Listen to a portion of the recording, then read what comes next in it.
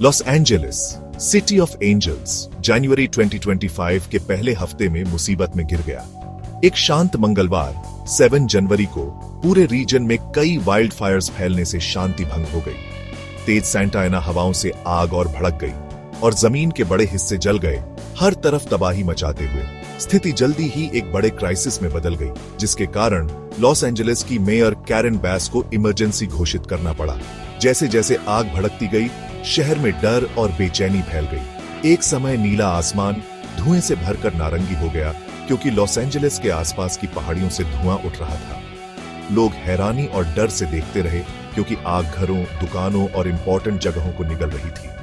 Wild Fyers की तेजी और भयंकरता ने सभी को चौंका दिया। जो शुरुआत में अलग अलग घटनाएं लग रही थीं, वो जल्दी ही एक बड़ी आग में बदल गईं, जो लॉस एंजेलिस काउंटी के एक बड़े हिस्से में फैल गई।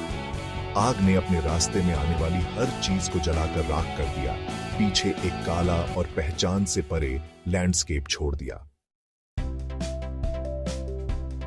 जनवरी 2025 के वाइल्ड फायर्स ने किसी को नहीं बख्शा। ये अमीर इलाकों और गरीब इलाकों दोनों से होकर गुजरे, तबाही का एक ऐसा निशान छोड़ते हुए जिसने किसी को नहीं बख्शा। पैसिफिक पैलिसेड्स और ईटन कैनियन के फेमस इलाके सबसे ज्यादा प्रभावित हुए। सूखी झाड़ियों और तेज सैंटा एना हवाओं के कारण आग कैनियंस तक पहुंच गई। पहाड़ियों पर बने घर, जहां से कभी खूबसूरत नजारे दिखते थे, कुछ ही घंटों में राख के ढेर में बदल गए। आग फ्रीवेज को लांग गई, जिससे फायर फाइटर्स को आग बुझाने में काफी मुश्किल हुई। अपने सुंदर कोस्ट लाइन और सेलिब्रिटी होम्स के लिए जाना जाने वाला मैलिबू भी आग की चपेट में आ गया। आग कैनियन से होकर गुजरी, अपने रास्ते में आने वाली हर चीज को निगल गई। दशकों पुराने रेस्टोरेंट्स और बार्स, जिन्हें लोकल लोग और टूरिस्ट पसंद करते थे, जलकर राख हो गए। लॉस एंजेलिस के रेस्टोरेंट्स जनवरी 2025 के वाइल्ड फायर से हमेशा के लिए बदल गए। प्यारे रेस्टोरेंट्स, जिनमें से कई जनरेशन से एंजेलिनोस को सर्व कर रहे थे, मलबे और राख में बदल गए। मैलिबू में रील इन जैसे फेमस रेस्टोरेंट्स, जो सर्फर्स और बीच गोअर्स के बीच फेवरेट था, रातों रात गायब हो गया। चोलाडा थाई, जो अपने ऑथेंटिक क्विजीन और अच्छे हॉस्पिटैलिटी के लिए जाना जाता था, भी आग की चपेट में आ गया। रोजेंथल वाइनरी, जो वाइन लवर्स के लिए एक पॉपुलर जगह थी, के विनियर्ड्स और टेस्टिंग रूम नष्ट हो गए। मून शैडोज, एक मैलिबू लैंडमार्क जो अपने ओशन फ्रंट डाइनिंग और लाइव म्यूजिक के लिए फेमस था, बर्बाद हो गया। आग ने लॉस एंजेलिस के दूसरे हिस्सों के रेस्टोरेंट्स को भी नहीं बख्शा। पैसिफिक पैलिसेड्स में कैफे लक्स, एक पॉपुलर ब्रंच स्पॉट, पूरी तरह से नष्ट हो गया। कैफे वीदा, जो अपने हेल्थी फूड और लैटिन इंस्पायर्ड डिशेस के लिए जाना जाता था, का भी यही हाल हुआ। कासा नोस्ट्रा, एक इटालियन रेस्टोरेंट जो दशकों से नेबरहुड में फेमस था, भी आग में जल गया। तेजी से बढ़ती आग को देखते हुए अथॉरिटीज ने लॉस एंजेलिस काउंटी के एक बड़े हिस्से के लिए मैंडेटरी इवैक्यूएशन ऑर्डर्स जारी किए।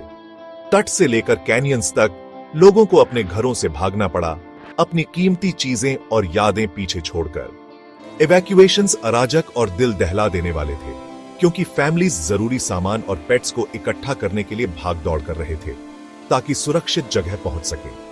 हजारों कार्स के फ्रीवेज और सड़कों पर जाम लगने से ट्रैफिक जैम्स माइल्स तक फैल गए। बेघर हुए लोगों के शेल्टर्स में जगह ढूंढने से शेल्टर्स जल्दी ही भर गए। लॉस एंजेलिस के इतिहास में डिस्प्लेसमेंट का स्केल अभूतपूर्व था। 1,30,000 से ज्यादा लोगों को अपने घरों को खाली करना पड़ा।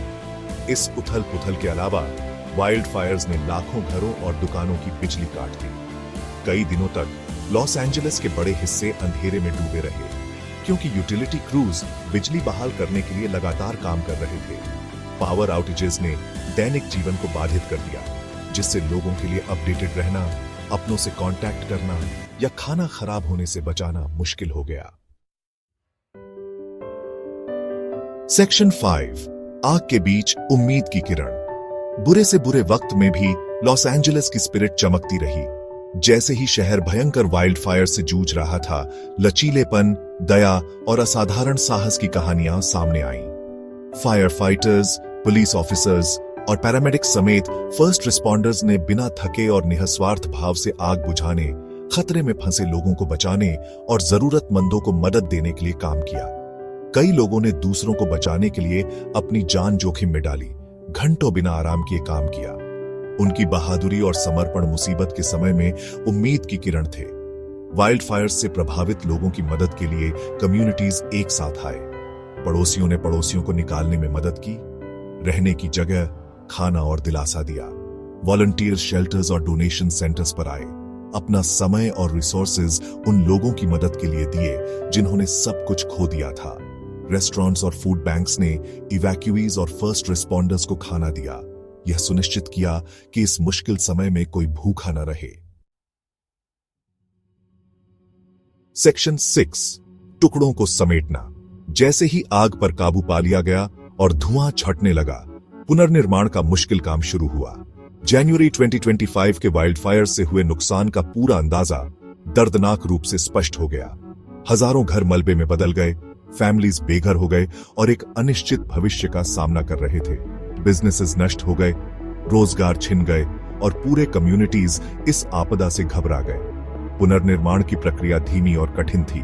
बेघर हुए लोगों को इंश्योरेंस क्लेम्स करने, अस्थायी आवास हासिल करने और राख से अपना जो भी बच सकता था उसे बचाने के मुश्किल काम का सामना करना पड़ा। वाइल्ड फायर्स का इमोशनल असर अथाह था। कई लोगों ने अपना सब कुछ खो दिया और इस अनुभव के ट्रॉमा ने गहरे जख्म छोड़ दिए। वाइल्ड फायर्स ने नेचर की पावर और कम्युनिटी के महत्व की याद दिलाई। उन्होंने बेहतर तैयारी, बेहतर इंफ्रास्ट्रक्चर और क्लाइमेट चेंज को कम करने पर ज्यादा ध्यान देने की जरूरत पर भी जोर दिया। सेक्शन 7, आर्थिक नुकसान। जनवरी 2025 के वाइल्ड फायर्स का आर्थिक प्रभाव काफी ज्यादा था। सिर्फ प्रॉपर्टी के नुकसान की लागत ही अरबों डॉलर आंकी गई थी। बिजनेसेस, खासकर टूरिज्म और हॉस्पिटैलिटी सेक्टर्स में बैंड होने, रेवेन्यू खोने और इंफ्रास्ट्रक्चर के नष्ट होने के कारण भारी नुकसान हुआ। इंश्योरेंस इंडस्ट्री को क्लेम्स की बाढ़ का सामना करना पड़ा, जिससे रिसोर्सेज पर दबाव पड़ा। वाइल्ड फायर्स के कारण जॉब्स भी गए, क्योंकि बिजनेसेस को बैंड करना पड़ा या एम्प्लॉयज की छटनी करनी पड़ी। आर्थिक प्रभाव पूरे रीजन में महसूस किए गए। जिन इंडस्ट्रीज पर सीधा असर नहीं पड़ा, उन पर भी असर पड़ा। रिकवरी की प्रक्रिया लंबी और महंगी होने की उम्मीद थी, जिसके लिए गवर्नमेंट, बिजनेसेस और लोगों के मिलकर प्रयास की जरूरत थी। वाइल्ड फायर्स ने लॉस एंजलिस की इकोनॉमी की नेचुरल डिजास्टर्स के प्रति कमजोरी को उजागर किया। उन्होंने फायर प्रिवेंशन, इंफ्रास्ट्रक्चर में सुधार और आर्थिक विविधीकरण में ज्यादा इन्वेस्टमेंट करने की जरूरत पर जोर दिया, ताकि भविष्य की घटनाओं के प्रभाव को कम किया जा सके। सेक्शन 8, सीखे गए सबक और आगे का रास्ता। जनवरी 2025 के वाइल्ड फायर्स ने लॉस एंजलिस के लिए एक चेतावनी का काम किया। इस आपदा ने बेहतर तैयारी, बेहतर इंफ्रास्ट्रक्चर और वाइल्ड फायर को कम करने के लिए एक ज्यादा सक्रिय दृष्टिकोण की जरूरत पर जोर दिया। सीखे गए मुख्य सबकों में से एक अर्ली वार्निंग सिस्टम्स और प्रभावी इवैक्यूएशन प्रोसीजर्स का महत्व था।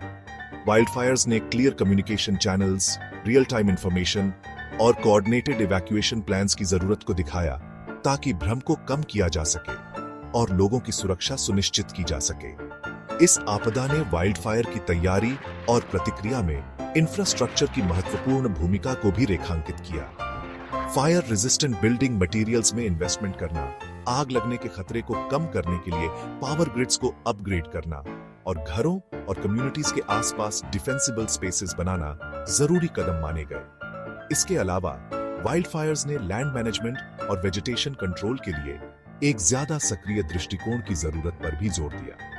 आग प्रवण क्षेत्रों में सख्त बिल्डिंग कोड्स लागू करना, झाड़ियों को साफ करना और फ्यूल ब्रेक्स बनाना और जिम्मेदारीपूर्ण लैंड यूज प्रैक्टिसेस को बढ़ावा देना भविष्य में वाइल्ड फायर्स के खतरे को कम करने के लिए जरूरी उपाय माने गए। सेक्शन 9, सामूहिक कार्रवाई का आह्वान। जनवरी 2025 के वाइल्ड फायर्स के बाद साझा जिम्मेदारी की भावना पैदा हुई।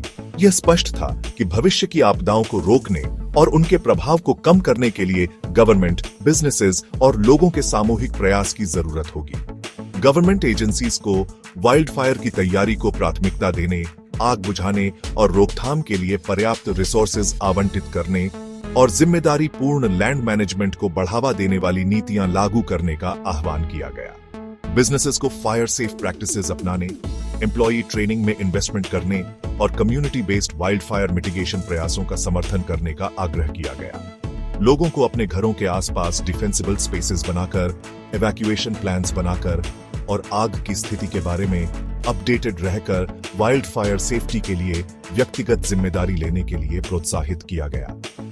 जनवरी 2025 के वाइल्ड फायर्स लॉस एंजलिस के लिए एक त्रासदी थे, लेकिन उन्होंने बदलाव के लिए एक कैटलिस्ट का भी काम किया। मिलकर काम करके एंजेलिनोस एक सुरक्षित, ज्यादा लचीला शहर बना सकते हैं जो बदलते क्लाइमेट की चुनौतियों का सामना करने के लिए बेहतर तरीके से तैयार है।